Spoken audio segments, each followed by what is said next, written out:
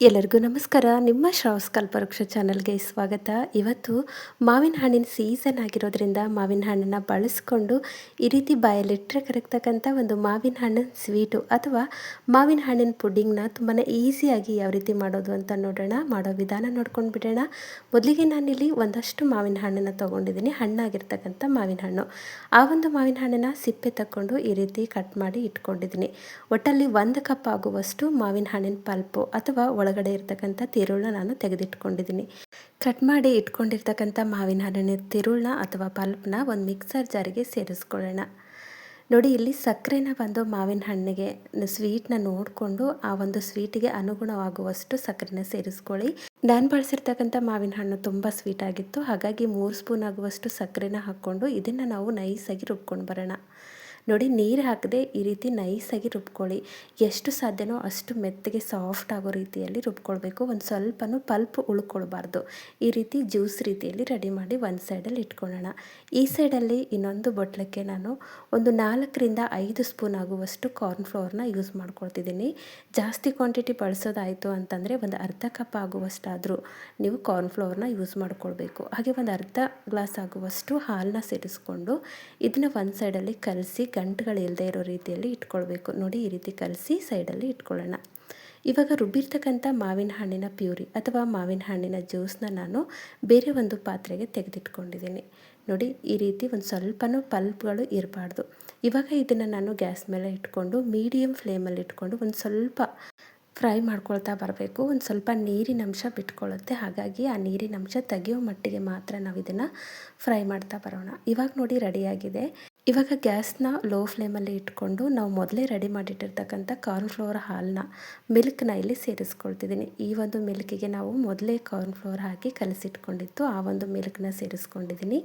ಇವಾಗ ಮತ್ತೆ ಸೇರಿಸ್ಕೊಂಡಾದಮೇಲೆ low to medium ಫ್ಲೇಮಲ್ಲಿ ಇಟ್ಕೊಂಡು ಕಲಿಸ್ತಾ ಬನ್ನಿ. ಈ ರೀತಿ ಕಾರ್ನ್ಫ್ಲೋರ್ ಹಾಲನ್ನ ನಾವು ಸೇರಿಸಿದ ತಕ್ಷಣವೇ ಕೈ ಬಿಡ್ದಾಗೆ ಕಲಿಸ್ಕೊಳ್ಬೇಕು, ಇಲ್ಲಾಂದರೆ ಗಟ್ಟಿಯಾಗುತ್ತೆ. ನೋಡಿ, ಈ ರೀತಿ ಕಲಿಸ್ತಾ ಬರಬೇಕು. ಈ ಒಂದು ಕನ್ಸಿಸ್ಟೆನ್ಸಿ ಬರೋವರೆಗೂ ಕೈ ಬಿಡ್ದಾಗೆ ಕಲಿಸ್ಕೊಳ್ಳಿ. ಬೇಕು ಅಂದರೆ 1 ಸ್ಪೂನ್ ಆಗುವಷ್ಟು ಇಲ್ಲಿ ತುಪ್ಪ ಕೂಡ ಸೇರಿಸ್ಕೊಳ್ಬೋದು.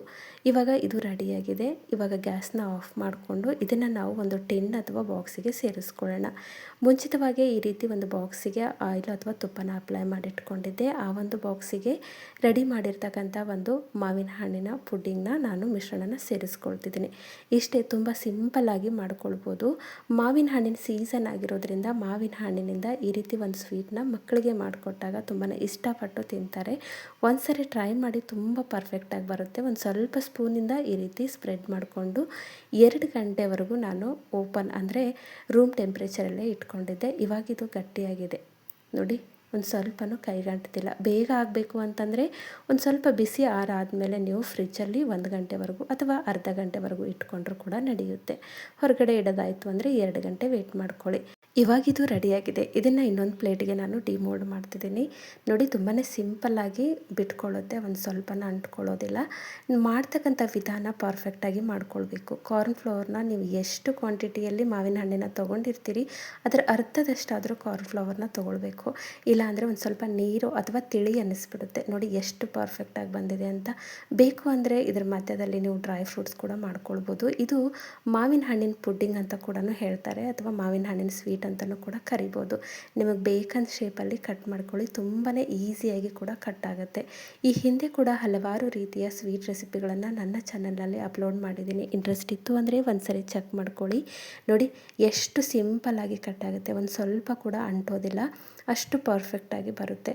ಮಾಡೋ ವಿಧಾನ ಕೂಡ ಕರೆಕ್ಟಾದ ಮೆಜರ್ಮೆಂಟಲ್ಲಿ ಮಾಡ್ಕೊಂಡಿದ್ದಾಯಿತು ಅಂದರೆ ಇದೇ ರೀತಿಯಲ್ಲಿ ನೀವು ಕೂಡ ಸ್ವೀಟ್ನ ಮಾಡ್ಕೊಳ್ಬೋದು. ಮಾವಿನ ಹಣ್ಣಿನ ಸೀಸನ್ ಆಗಿರೋದ್ರಿಂದ ಮಾವಿನ ಹಣ್ಣಿನ ಹಲವಾರು ರೀತಿಯ ಸ್ವೀಟ್ ರೆಸಿಪಿ ಅಥವಾ ಐಸ್ ಕ್ರೀಮ್ ರೆಸಿಪಿಗಳನ್ನು ನನ್ನ ಚಾನಲ್ನಲ್ಲಿ ಈ ಹಿಂದೆ ಕೂಡ ಅಪ್ಲೋಡ್ ಮಾಡಿದ್ದೀನಿ. ಇಂಟ್ರೆಸ್ಟ್ ಇತ್ತು ಅಂದರೆ ಒಂದ್ಸರಿ ಚೆಕ್ ಮಾಡ್ಕೊಳ್ಳಿ. ಐ ಹೋಪ್ ಇವತ್ತಿನ ಈ ಒಂದು ರೆಸಿಪಿ ನಿಮಗೆ ಭಾಳ ಇಷ್ಟ ಆಗದ ಅಂದ್ಕೊಳ್ತೀನಿ. ಇಷ್ಟ ಆಗಿದ್ದರೆ ದಯವಿಟ್ಟು ನನ್ನ ಚಾನಲ್ನ ಸಬ್ಸ್ಕ್ರೈಬ್ ಮಾಡ್ಕೊಳ್ಳಿ. ಹಾಗೆ ಈ ಒಂದು ರೆಸಿಪಿನ ನಿಮ್ಮ ಫ್ರೆಂಡ್ಸ್ ಆ್ಯಂಡ್ ಫ್ಯಾಮಿಲಿಗೆ ಶೇರ್ ಮಾಡಿ. ನಾಳೆ ಮತ್ತೊಂದು ಹೊಸ ರೆಸಿಪಿಯೊಂದಿಗೆ ಸಿಗೋಣ. ಧನ್ಯವಾದ.